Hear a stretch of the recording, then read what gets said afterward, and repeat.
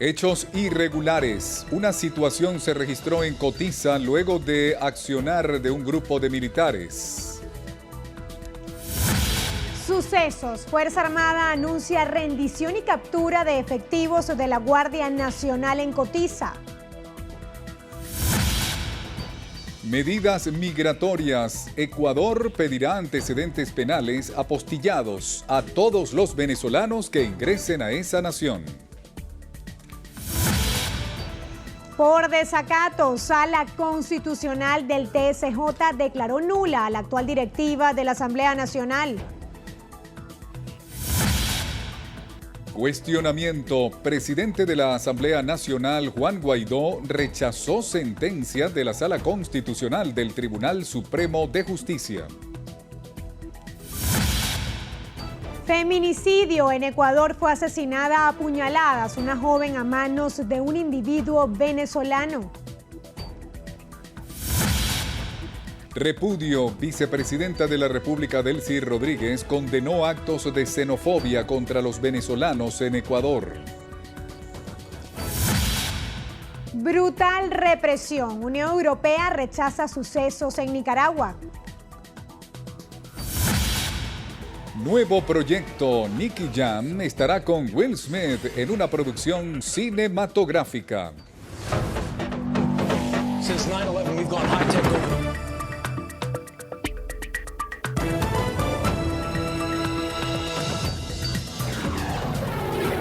Noticiero Venevisión. Información justa y balanceada. Amigos, sean todos bienvenidos a la presente emisión de su noticiero Venevisión. Néstor Brito Landa y Marieta Pucho estamos listos para iniciar el recorrido por las noticias más destacadas y lo hacemos de inmediato. La Fuerza Armada Nacional Bolivariana anunció la captura de los efectivos militares que este lunes robaron armamento y generaron una situación irregular en el comando de la Guardia Nacional de Cotiza aquí en Caracas. Según el comunicado emitido por la institución castrense, los efectivos adscritos al comando de zona número 43 de la Guardia Nacional Bolivariana sometieron al capitán Gerson Soto Martínez, comandante del puesto de coordinación policial Macarao, desde donde se desplazaron en 2 vehículos militares. Luego irrumpieron contra la sede del Destacamento de Seguridad Urbana ubicado en Petare, municipio Sucre, sustrayendo de allí un lote de armas de guerra y secuestrando bajo amenaza de muerte a 2 oficiales y 2 guardias nacionales del referido destacamento.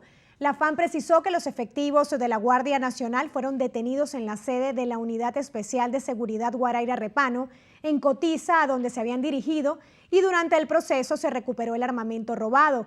Según el documento, se les aplicará todo el peso de la ley por traicionar su juramento de fidelidad a la patria y sus instituciones. En el comunicado, la Fuerza Armada Nacional Bolivariana denunció que este tipo de actos están motivados por oscuros intereses de la extrema derecha y son contrarios a las normas elementales de la disciplina militar y al honor y a las tradiciones de la institución.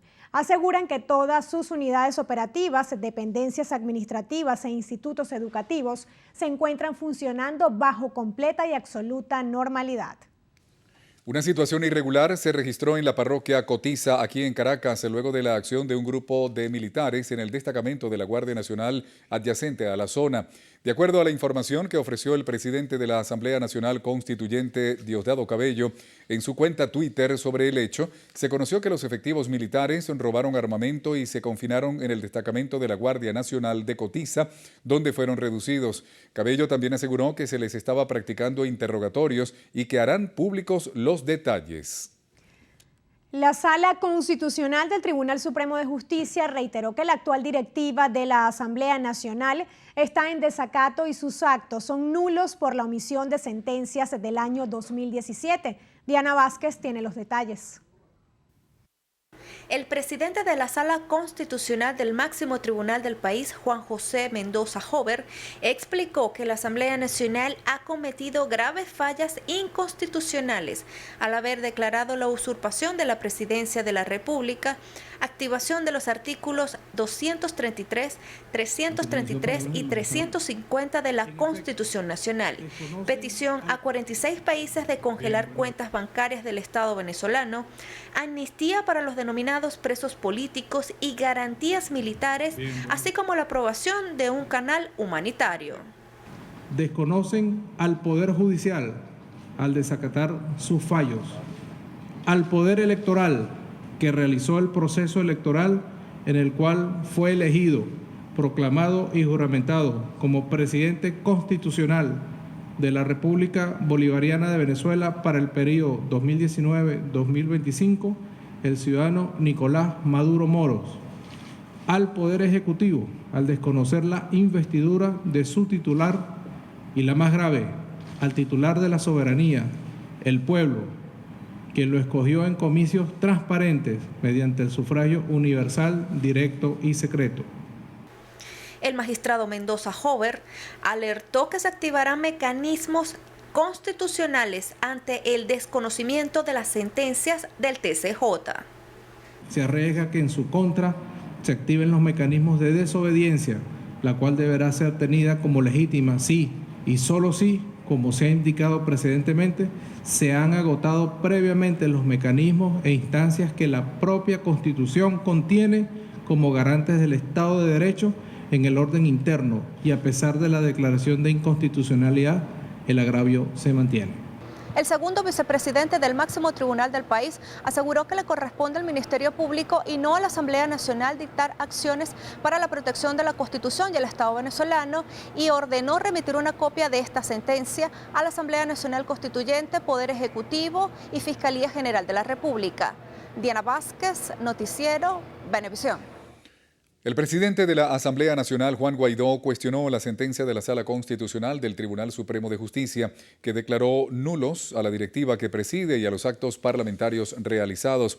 Manuel Covela nos ofrece los detalles. Guaidó rechazó también que el dictamen del máximo tribunal señale que la actuación de los legisladores acarrea responsabilidad penal individual y que el acuerdo que aprobó la Cámara el pasado 15 de enero sobre el presidente de la República representa un acto de fuerza que busca derogar la Constitución. Y aquí está el hecho de fuerza del Parlamento Nacional. La Constitución Nacional de la República Bolivariana de Venezuela. Aquí está la fuerza de esta Asamblea Nacional representada por el voto popular, única institución legítima electa por el pueblo de Venezuela, reconocida así por esos ciudadanos en cabildos abiertos, por esa expresión masiva de reencuentro de los ciudadanos y también por la comunidad internacional. Así que claro, estamos haciendo uso de esa fuerza legitimadora. El parlamentario criticó además que se haya declarado inconstitucional la solicitud de ayuda humanitaria y la amnistía para militares y civiles. Aclaró la intención de los mensajes que envían desde la Asamblea Nacional al sector castrense. Nosotros no pretendemos dividir las Fuerzas Armadas, todo lo contrario. Todo lo contrario. Como a la sociedad la queremos unir en un solo cuerpo, respetable, querido por los venezolanos. El diputado Guaidó informó que la Asamblea Nacional este martes en la sesión ordinaria continuará avanzando en el marco normativo que orientará el tránsito en la ruta que estableció el Parlamento desde este 10 de enero, basados en los artículos 333, 350 y 233 de la Constitución Nacional. En el Palacio Federal Legislativo, Manuel Covela, Noticiero Venevisión. El primer vicepresidente del Partido Socialista Unido de Venezuela, Diosdado Cabello, reveló que ascendió a 27 el número de efectivos de la Guardia Nacional detenidos por los sucesos ocurridos durante la madrugada de este lunes en el sector Cotiza de Caracas. Rafael Aníbal Camacho nos tiene los detalles. Cabello ofreció detalles de la operación militar puesta en marcha durante las primeras horas de este lunes, luego de que estos efectivos pertenecientes a la Guardia Nacional asaltaran una instalación castrense y que culminó con la rendición del grupo en terrenos del Parque Nacional Guaraíra Repano. Hasta ahora fueron detenidos en el sitio 25, más 2 que fueron detenidos en otro lugar. Hasta ahora que entramos a la reunión 27. Eso puede seguir aumentando. Dirigido todos por el sargento mayor de tercera, Vandres Figueroa. Entregaron lo que ellos tenían, lo que se habían robado de las instalaciones militares, y ahora serán sometidos a la justicia militar. En este sentido es muy severo para un profesional, hacer lo que hizo, tiene que asumir la responsabilidad. También aseguró que la Asamblea Constituyente tiene todas las atribuciones para actuar luego de que el máximo tribunal de la Nación declarara la nulidad en las decisiones que tome la directiva del Parlamento Nacional. Lo que diga Guaidó, ¿verdad?, nos tiene sin cuidado. Guaidó es un problema para la oposición, no para nosotros. La Asamblea Nacional de esto va a salir peor de como entró. Peor, más dividida, más fraccionada, atacándose entre ellos. Cuando ahí se levanta una voz con algún nivel de cordura a hablar, se lo comen vivo. Diosdado Cabello expresó que las investigaciones demostrarán que los hechos irregulares de este lunes guardan relación con lo que considera como llamados a la desestabilización desde algunos sectores de la política nacional. El también presidente de la Asamblea Nacional Constituyente informó que para el próximo miércoles 23 de enero se tienen preparadas 3 concentraciones en la Plaza Abrión de Chacaíto, Plaza Sucre de Catia y en el INSES de la Avenida Nueva Granada. Movilizaciones que confluirán en la Plaza Oleari del centro de Caracas. Desde La Rinconada, Rafael Aníbal Camacho, Noticiero Venevisión. Primero Justicia desconoció la sentencia del Tribunal Supremo de Justicia que declara inconstitucional a la Junta Directiva de la Asamblea Nacional electa el 5 de enero de este año. En un comunicado, el partido político considera que la resolución del TSJ atenta contra la voluntad del pueblo que votó en las elecciones parlamentarias de 2015. Primero Justicia ratificó su apoyo y reconocimiento a la directiva de la Asamblea Nacional, presidida por Juan Guaidó, Edgar Zambrano como primer vicepresidente, Stalin González como segundo vicepresidente. También reiteró su respaldo a las actividades convocadas por el Poder Legislativo para los próximos días.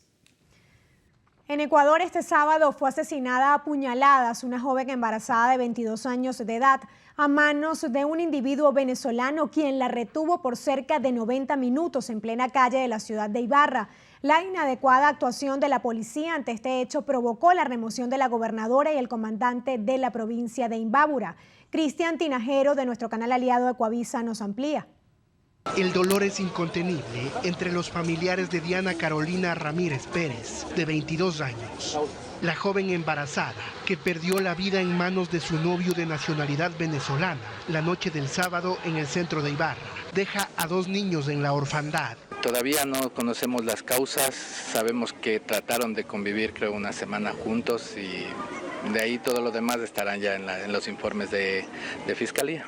Tras el suceso, la ministra del Interior, María Paula Romo, llegó a Ibarra este domingo para tomar medidas ante la situación de inseguridad que vive la provincia de Imbabura. En rueda de prensa, dijo que los uniformados que acudieron a la emergencia debían precautelar la vida de la rehén. La policía no solo puede usar la fuerza, tiene la obligación de hacerlo. Lo repito, cuando se trata de proteger una vida, la policía no puede dudar. Por ello informó que el comandante de policía de Imbabura y los oficiales que estuvieron al mando del incidente donde murió Diana serán trasladados a otras provincias. Por su parte, Patricio Carrillo, jefe de operaciones de la policía, reveló ciertos problemas en ese procedimiento. Aparecería como una respuesta absolutamente desordenada de la policía, una policía que no tuvo el control, que no acordonó adecuadamente el sitio del suceso. El venezolano implicado podría enfrentar una sentencia de 29 a 40 años de prisión por el delito de femicidio con agravantes.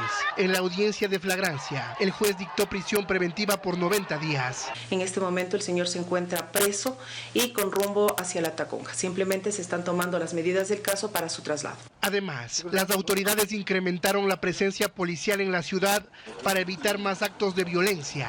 Este trágico hecho provocó también la destitución de Marisol Peñafiel como gobernadora de Imbabura.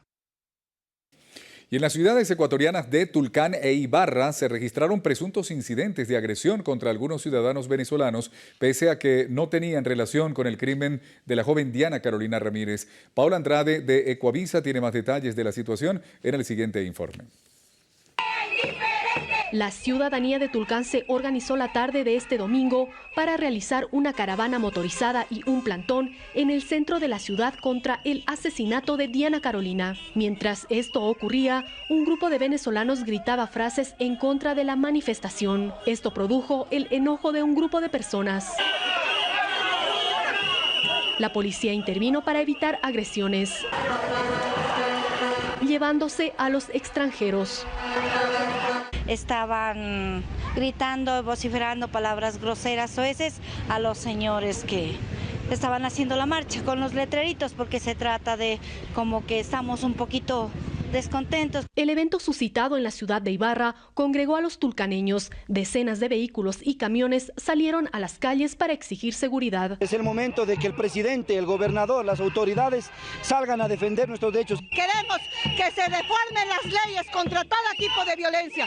Tenemos asambleístas que por eso están ahí. Asimismo, exigen se refuerce el control migratorio de manera urgente. En Ibarra también se registraron percances. Varios extranjeros fueron desalojados y en algunos casos agredidos por la ciudadanía indignada. En la Panamericana Norte se observaron grupos de migrantes que huyeron de esa ciudad con un destino incierto. La vicepresidenta de la República, Delcy Rodríguez, condenó lo que considera actos de xenofobia contra los venezolanos en Ecuador tras el asesinato de una joven embarazada por su pareja de nacionalidad venezolana. A través de su cuenta en Twitter, Rodríguez aseveró que la criminalización por origen nacional es una de las peores formas de xenofobia y mucho más grave al ser incitada a su juicio por el gobierno del presidente Lenín Moreno contra los venezolanos en Ecuador, por lo que exigió respeto a los derechos humanos y cese en la persecución a los venezolanos en ese país. Y Ecuador pedirá a partir de hoy los antecedentes penales apostillados a todos los venezolanos que ingresen a esa nación. Así lo anunció el vicepresidente de ese país, Otto Sonnenholzner, pocos días después de que fuera detenido un ciudadano venezolano involucrado en un feminicidio. El agresor en este caso es un ciudadano extranjero, lo que podría provocar una generalización que solo traerá más violencia. Hemos agotado todos los esfuerzos, pero Venezuela se niega a entregar bases de datos que nos permitan verificar la información de quienes llegan al país. Desde hoy, y en vista de que el gobierno venezolano separó a su país de la comunidad andina, se requerirá para todos sus nacionales la presentación del pasado judicial apostillado. Horas antes, el presidente de Ecuador, Lenín Moreno, reaccionó ante el crimen, asegurando que su país ha abierto las puertas a la migración procedente de Venezuela, pero que no sacrificará la seguridad de su población. En un comunicado anunció además que ha dispuesto la conformación inmediata de brigadas para controlar la situación legal de los migrantes venezolanos y avanzó que desde el gobierno se analiza la posibilidad de crear un permiso especial de ingreso para los migrantes. Jorge Arreaza, canciller de la República, responsabilizó a Lenín Moreno, presidente de Ecuador, de las agresiones contra la integridad física y moral de los venezolanos que viven en ese país. Lee Flores nos amplía los detalles. El ministro de Relaciones Exteriores leyó un comunicado emitido por el Gobierno Nacional en el que se refiere al caso del ciudadano venezolano acusado de feminicidio. La República Bolivariana de Venezuela denuncia y rechaza la decisión del gobierno ecuatoriano de crear lo que ha llamado, abro comillas, brigadas para controlar la situación legal de los venezolanos, cerramos comillas, medida confesamente derivada de la criminalización de la nacionalidad venezolana por ser constitutiva de un patrón de violación de derechos humanos, al tratarse de un ataque generalizado y sistemático contra una colectividad con identidad propia fundada en motivos políticos, raciales, nacionales, étnicos o culturales, en razón de lo cual el Estado venezolano se reserva la decisión de acudir a instancias internacionales pertinentes en busca de determinar las responsabilidades que correspondan en el marco del derecho internacional. El comunicado del presidente Moreno instigó una espiral de violencia xenófoba contra la comunidad migrante venezolana en el Ecuador y corresponde a su gobierno la obligación de preservar la integridad y la vida de los venezolanos y las venezolanas en ese país. Ha dicho que a partir de estos acontecimientos van a comenzar a exigir los antecedentes judiciales, penales, apostillados. Señor vicepresidente del Ecuador, infórmese bien, porque este trámite apostillado se solicita desde el año pasado y hemos hecho todos los esfuerzos para, de manera oportuna, poder facilitarlo. Es decir, ya ese trámite se está emitiendo por la Cancillería venezolana. Jorge Arreaza, canciller de la República, informa que actualmente en Venezuela viven 500.000 ecuatorianos, 10 veces más de los venezolanos que están en Ecuador. Destaca que el gobierno bolivariano mantiene una política de respeto sin señalar ni perseguir a ningún grupo humano, por lo que exige respeto a la dignidad de los inmigrantes venezolanos. Acusa al mandatario de Ecuador de echarle leña al fuego a la xenofobia contra los venezolanos. Es por esto que informa que el presidente de la República, Nicolás Maduro, ordenó reforzar el plan Vuelta a la Patria para traer de regreso al país a los venezolanos que están siendo maltratados y perseguidos en Ecuador. Desde la Casa Amarilla, Liz Flores, Noticiero Venevisión.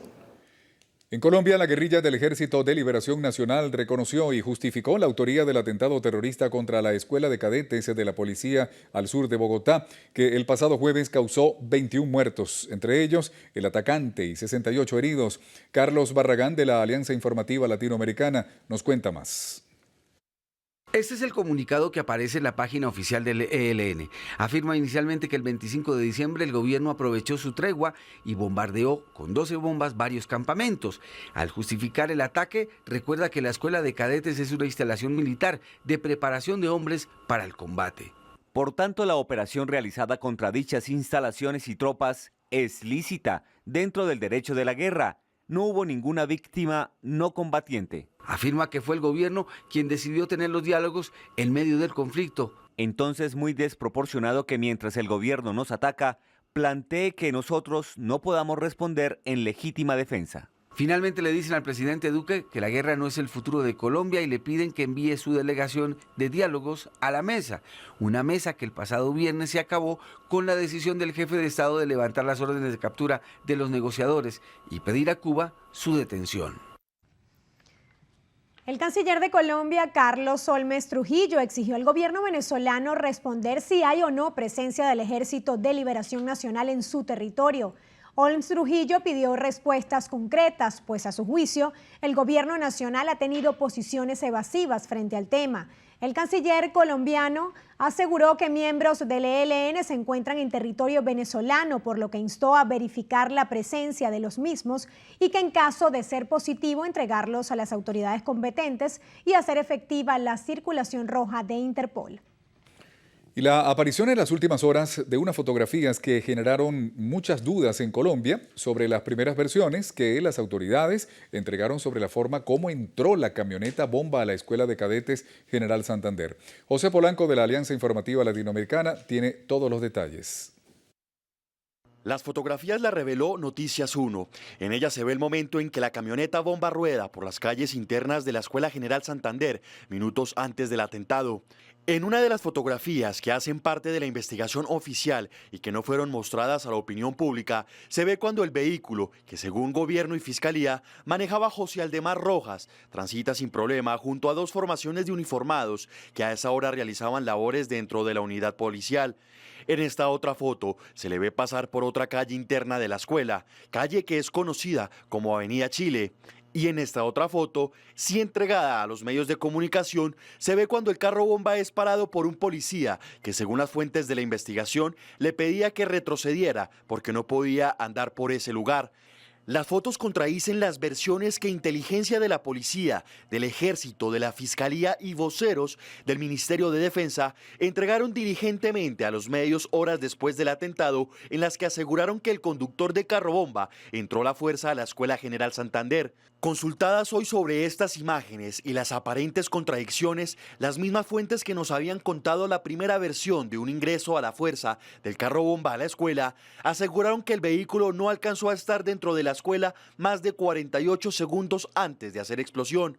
Sin embargo, el hecho de que aparentemente la camioneta no haya entrado de manera forzada y sin derrumbar una baranda y sin haber sido detectada por los perros antiexplosivos de la Guardia genera dudas sobre si hubo o no fallas de seguridad en la escuela, un tema que otra fuente de la policía nos aseguró será motivo de indagaciones para establecer posibles irregularidades. Otra cosa piensa el ministro de Defensa. Aquí lo primero es la seguridad del pueblo colombiano. Después ya habrá una investigación interna y ese tema será mirado. Pero no podemos buscar los culpables en la escuela de cadetes. Tenemos que buscar los culpables en las personas que hicieron el acto terrorista, ni más faltaba. Mientras se definen responsabilidades, si las llega a haber, las autoridades siguen escarbando para establecer hasta el más mínimo detalle de lo ocurrido el jueves pasado.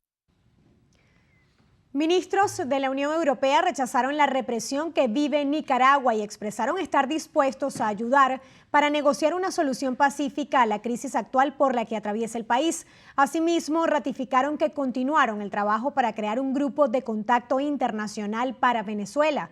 El organismo internacional calificó como una brutal represión las víctimas mortales, los arrestos y procedimientos judiciales arbitrarios registrados en Nicaragua durante las protestas de abril de 2018.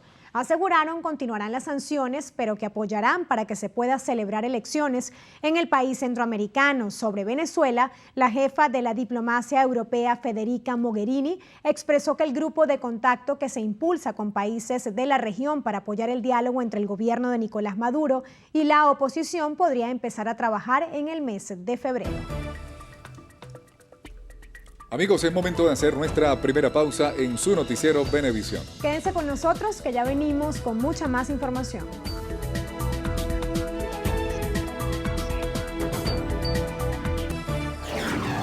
Noticiero Venevisión. Información justa y balanceada. Amigos, continuamos con las informaciones. El director del Foro Penal, Alfredo Romero, exigió al Estado ecuatoriano la protección de migrantes venezolanos. Romero, mediante su cuenta de Twitter, destacó que un crimen cometido por un venezolano no puede justificar la xenofobia y ataques a toda la comunidad. La agresión contra los venezolanos comenzó luego de que el presidente de Ecuador, Lenín Moreno, ordenó la creación de brigadas para controlar la situación legal de migrantes venezolanos a raíz del asesinato de una embarazada por parte de un hombre de nacionalidad venezolana. El gobernador del estado Zulia, Omar Prieto, propuso enmendar la Constitución del estado para proteger al territorio zuliano. Así lo anunció el secretario de Gobierno, Lisandro Cabello. Nuestra compañera Jenny Soto nos amplía esta información. Con el objetivo de evitar cualquier posibilidad de dividir al Zulia del resto del país, se estarían realizando cambios en la Constitución del Estado. Así lo manifestó Cabello durante la reunión semanal con autoridades de la región. El gobernador Omar Prieto ha pedido sendas reuniones que estamos efectuando con el Consejo Legislativo para solicitar enmiendas en torno a esto y que de la Constitución del Zulia desaparezca esos articulados, ya que nosotros somos una sola patria, una sola república. Calificó como exitosos los trabajos de mantenimiento en el sector eléctrico. Igualmente informó que los niveles de combustible son óptimos y está garantizada la distribución de gasolina. Tenemos, una semana de todo tipo de combustible y en el caso de gasoil, como decimos nosotros, diésel, tenemos más de 10 días. Así que no hay ninguna razón para que haya nerviosismo. Desde el estado Zulia, Jenny Soto, Noticiero Venevisión. El segundo vicepresidente de la Asamblea Nacional, Stalin González, convocó a la ciudadanía a participar en las concentraciones que denominaron reencuentros de los venezolanos el próximo 23 de enero.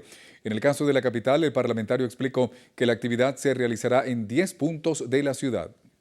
Desde el Unicentro El Marqués, desde Plaza Las Américas, Santa Fe, en el Puente La Nueva Granada, Avenida Victoria, Centro Comercial Milenio, en la Torre Exa, en la Plaza Madariaga y en Cotiza. Serían los 10 puntos desde las 10 de la mañana en la ciudad de Caracas. El diputado explicó que este martes 22 de enero se darán más detalles de la convocatoria. En el estado portuguesa fue juramentada la nueva directiva del Consejo Legislativo, en donde tendrán como prioridad la promulgación de leyes en fomento de la actividad productiva en la entidad llanera. Emmanuel Sereno con la información. Tras resultar electos el pasado 20 de mayo del 2018, los legisladores del Estado portuguesa votaron por unanimidad para la escogencia de la nueva directiva del Consejo Legislativo, resultando favorecido Henry Pérez como presidenta y María Gabriela Gil como vicepresidenta. Ya hemos adelantado algunas leyes, como es la ley de contribución de las empresas del Estado. Hemos adelantado el trabajo con algunos planteamientos de leyes que van en beneficio, como por ejemplo la reforma de la ley del SAREC y la reforma de la ley de materiales minerales no metálicos.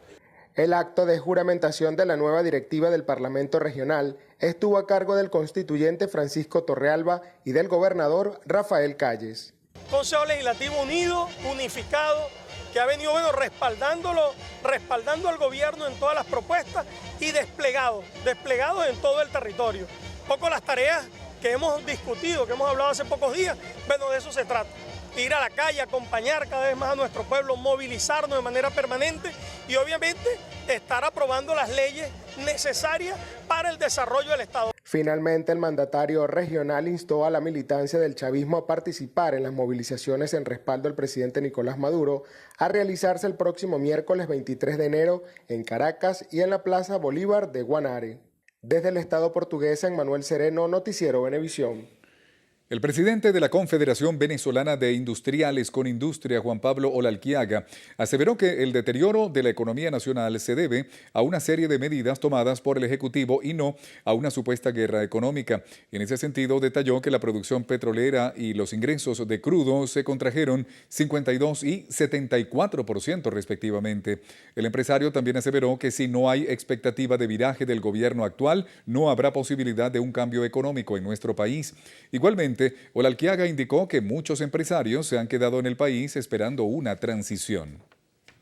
Y fue ultimado el presunto homicida de Polibaruta, Jefferson López, quien recibió un tiro en el rostro luego de acudir a comprobar una situación de rehenes en Hoyo de la Puerta en diciembre de 2018.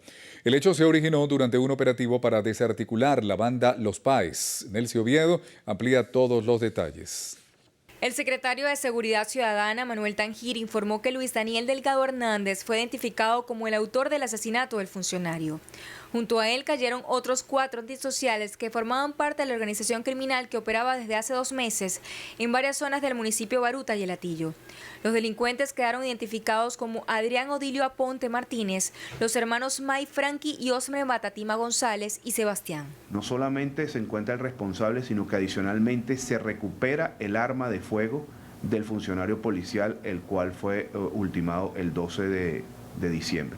El arma orgánica perteneciente a la Policía Municipal de Baruta, pues fue recuperada en ese procedimiento. Fue una de las armas con que ellos también utilizaron para enfrentarse contra las comisiones policiales.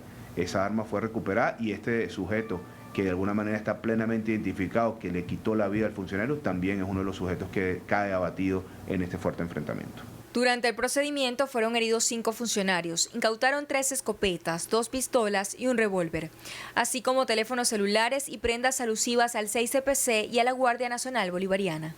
Manuel Tangir informó que esta banda estaba conformada por 12 personas y que aún quedan por capturar otras 7. Señaló que estarán trabajando para desarticular más bandas como estas para evitar que siga aumentando el índice delictivo. Desde Baruta, Nelcy Oviedo, Noticiero Venevisión. En el estado Táchira fue desvalijada el área administrativa de Corpo Salud. Este es el segundo ente dependiente de la gobernación que ha sido atacado por la delincuencia en menos de una semana. Marine Glock nos amplía los detalles. Los delincuentes se subieron al techo de Corpo Salud e ingresaron a las oficinas de contabilidad por las ventanas. Pese a que el hurto afecta la operatividad del organismo, no tiene consecuencias en el pago de nómina. Lo que creemos, se trata de una banda que está actuando contra los entes públicos. La semana pasada fue Lotería del Táchira, esta semana o este fin de semana fue la Corporación de Salud del Estado, justamente el área administrativa, específicamente el Departamento de Contabilidad, donde hurtaron equipos de computación. Corpo Salud exige celeridad en las investigaciones, condena la ola de inseguridad que mantiene azotada a la red de salud del estado Táchira. Respecto a los entes de dispensario de salud, los ambulatorios, han sido constantemente víctimas en menor o mayor tamaño y se han hecho las denuncias respectivas. Autoridades de Corpo Salud agregaron que existe un déficit de personal de seguridad debido al éxodo de trabajadores. En Táchira, Marine Glock, Noticiero Venevisión. Tiempo de hacer una nueva pausa en su Noticiero Venevisión. Amigos, quédense allí, ya que al regreso les vamos a tener reiterada solicitud. Gobierno colombiano pide a Cuba que entregue los miembros del ELN. Detalles en lo que pasa en el mundo.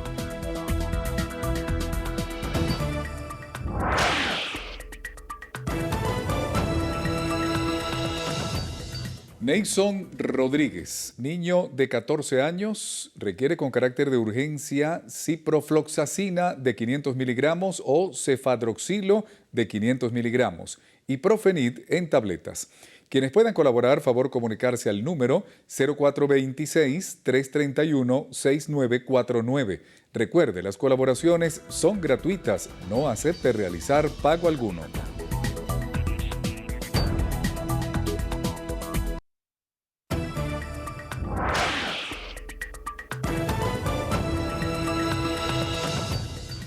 Amigos, de inmediato revisamos lo que pasa en el mundo. El gobierno colombiano reiteró su petición a Cuba para que entregue a los miembros del Ejército de Liberación Nacional pertenecientes a la Delegación de Paz, asegurando que no hay protocolo que ampare el terrorismo. La solicitud fue emitida tras la admisión por esa guerrilla de la autoría del atentado contra la escuela de cadetes que dejó 21 muertos y más de 60 heridos, según indicó el alto comisionado de paz, Miguel Ceballos. El pasado viernes, el presidente colombiano Iván Duque ordenó reactivar las órdenes de captura contra 10 miembros del ELN que integraban la delegación de este grupo en Cuba, sede de las negociaciones, ante lo cual La Habana invocó el sábado protocolos diplomáticos. Por su parte, el gobierno de Cuba aseguró que jamás ha permitido ni permitirá que su territorio sea usado para la organización de actos terroristas, al igual que señaló haber cumplido estrictamente su papel como garante y sede alternativa de la mesa de diálogos de Colombia entre el gobierno y el ELN.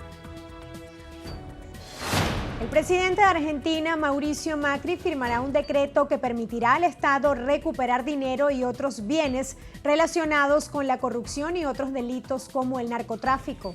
El jefe de Estado calificó como una urgencia avanzar con la extinción del dominio, un proyecto que fue aprobado en 2016 por la Cámara de Diputados y recién fue aprobado en agosto pasado por el Senado, aunque con modificaciones sobre la iniciativa original. En Perú, la congresista fujimorista Jenny Vilcatoma anunció que próximamente presentará una denuncia constitucional contra el presidente peruano Martín Vizcarra por violar el artículo 126 de la Constitución. Dicho artículo establece que los ministros no pueden ser gestores de intereses propios o de terceros, ni ejercer actividad lucrativa, ni intervenir en la dirección o gestión de empresas ni asociaciones privadas. Y por presuntamente, el mandatario mantuvo la representación de su empresa sin Vizcarra, mientras ocupó otros cargos dentro del gobierno.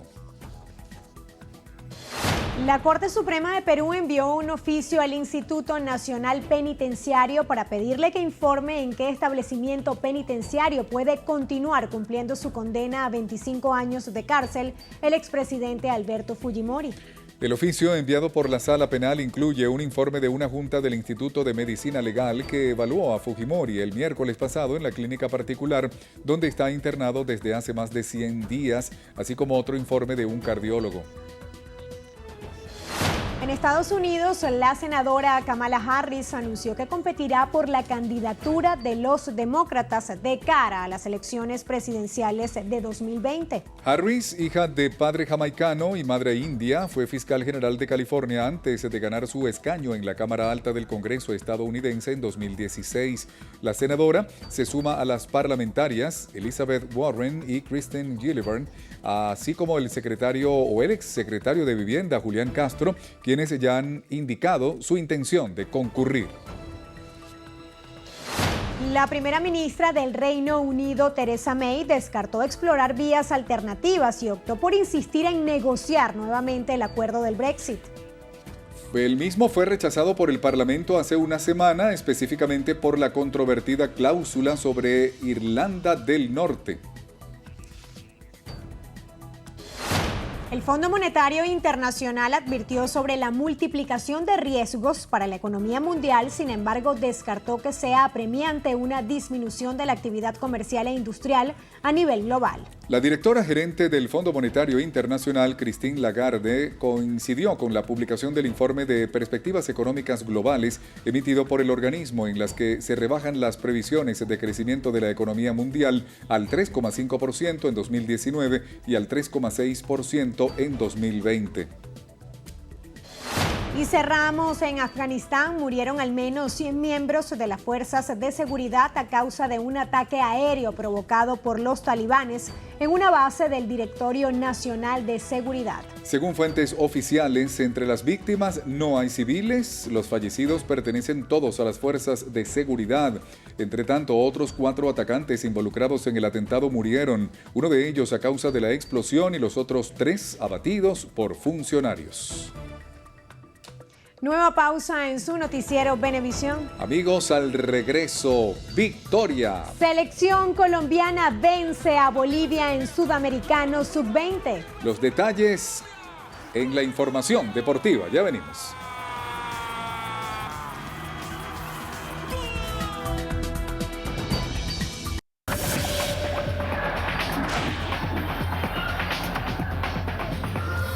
Amigos, iniciamos el mundo de los deportes. Vamos a hacerlo, Marieta, con fútbol. Y es que la selección de Colombia venció por la mínima a su similar de Bolivia en la tercera jornada del Sudamericano Sub-20. Con esta victoria, el conjunto neogranadino se sitúa en el segundo lugar del Grupo A. Nos vamos al estadio El Teniente en Chile, donde un tanto en el minuto 63 de Iván Angulo le dio la victoria al equipo cafetero. Ambas selecciones en el primer tiempo disputaron un choque emocionante en el que los máximos protagonistas fueron los guardametas, quienes evitaron en varias oportunidades la caída de sus porterías. Y seguimos con fútbol. El Barcelona sigue muy activo en el mercado de fichajes. El conjunto azulgrana ha fichado a Kevin Prince Boateng, delantero que ya conoce la liga de su etapa en Las Palmas y llegaría para ser el suplente de Luis Suárez después de que los azulgranas hayan desechado otras operaciones como la de Stuani, Carlos Vela o la de Álvaro Morata. El jugador alemán de origen ganés llegaría para satisfacer los deseos del entrenador Ernesto Valverde, que pedía un jugador que pudiese sustituir al 9 del conjunto catalán debido a los meses decisivos de esta competición. El técnico está intentando rotar a sus jugadores para que lleguen frescos a los meses decisivos de la temporada. Y cerramos con tenis porque Roger Federer anunció que volverá a jugar el Roland Garros después de 3 años de ausencia. Así lo aseguró en una rueda de prensa luego de ser derrotado por Stefanos Tsitsipas en los octavos del Abierto de Australia. Federer destacó que se encuentra en una fase donde quiere darse el gusto sobre el Grand Slam de tierra. Hacemos una pausa en su noticiero Venevisión. Amigos, al regreso, cambio radical. Ozuna sorprendió a sus fans con nueva imagen. Los detalles en Estrenos y Estrellas. Hacer algo más que no pueda olvidar. Conmigo hace sentirlo.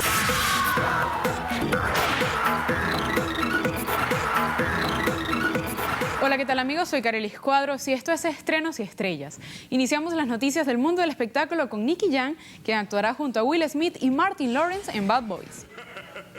El cantante regresará a la pantalla grande como uno de los villanos de la película protagonizada por Will Smith y Martin Lawrence, Bad Boys.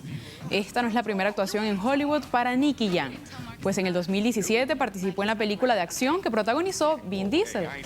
Bad Boys marca la tercera entrega de la saga que está prevista para estrenarse en cines en el año 2020. La estrella ya sabe lo que es colaborar con Will Smith, puesto que el año pasado interpretaron la canción Live It Up, que fue el tema oficial del Mundial de Fútbol en Rusia. Y los fanáticos de Ozuna se sorprendieron por la nueva apariencia del cantante. Ozuna usó su cuenta de Instagram para compartir distintas fotografías de su aspecto renovado. Ahora se muestra con el cabello corto, sin trenzas, que por mucho tiempo formaron parte de su look. Algunos fans demostraron su apoyo incondicional al cantante y aseguraron que pese a este radical cambio igual le queda bien, mientras que otras seguidoras extrañan el tan característico cabello largo y se resistieron a creer que el popular negrito de ojos claros haya cambiado su imagen. Así llegamos al final. Soy Carelis Cuadros. Los espero en una próxima emisión de Estrenos y Estrellas por su noticiero Venevisión. Bien amigos, y así concluye la presente emisión de su noticiero Venevisión. Amigos, Noticiero Venevisión Canal 4 reporta. Y ustedes deciden, como siempre. Gracias por acompañarnos.